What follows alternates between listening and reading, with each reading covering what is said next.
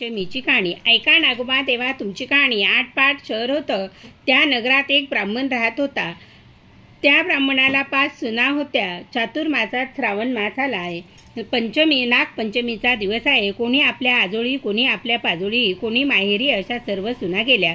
सर्वात धाकटी सून होती. तिच्या माहेरचं कोणीच नव्हतं.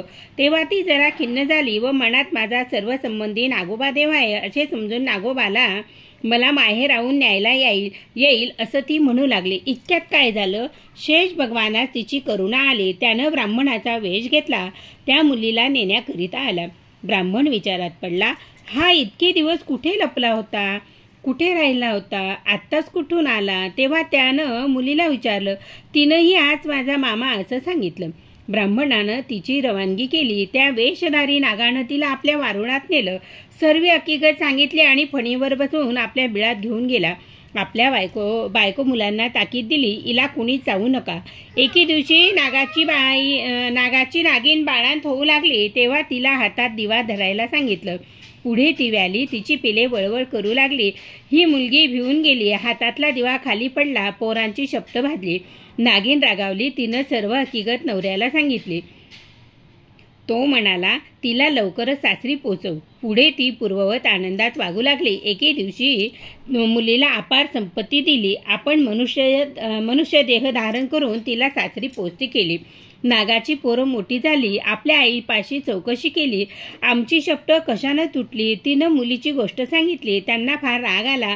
तिचा सूड घ्यावा म्हणून हे हिच्या घरी आले. नागपंचमीचा दिवस हिने आपली पुष्कळ वेळ भावांची वाट पाहिली. येत नाहीत म्हणून पाटावर भिंतीवर नागांची चित्रे काढली.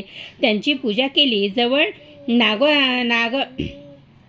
नागांना लाह्या दूध वगैरे ठेवलं. उकडीचा नैवेद्य दाखविला. हा सर्व प्रकार नागाची पिलं पाहत होती. शेवटी तिनं देवाची प्रार्थना केली. जय नागोबा देवा, जिथं माझे भाऊ लांडोबा पुंडोबा असतील तिथे खुशाल असोत असं म्हणून नमस्कार केला. हा सर्व प्रकार पाहून मनातील सर्व राग घालविला. मनात तीच विषयी दया आली. त्या दिवशी तिनं वस्ती केली. दूध पाणी ठेवता त्यात पहाटेच एक नवरत्नांचा हार ठेवून आपण निघून गेले. दुसऱ्या दिवशी तिनं तो हार उचलून गळ्यात घातला. जसा तिला नागोबा प्रसन्न झाला तसा तुम्हा माऊही 60 उत्तराची कानी 5 उत्तरे सुफळ संपूर्ण. उकडीचा नैवेद्य कसा करावा त्याचा वेगळा व्हिडिओ दिलेला आहे मी मागच्या वर्षीच. नागपंचमीचा उकडीचा नैवेद्य. माझे नाव सौ प्रमिला रवींद्र ब्राह्मणकर. प्रमिला छंद प्रमिला ब्राह्मणकर.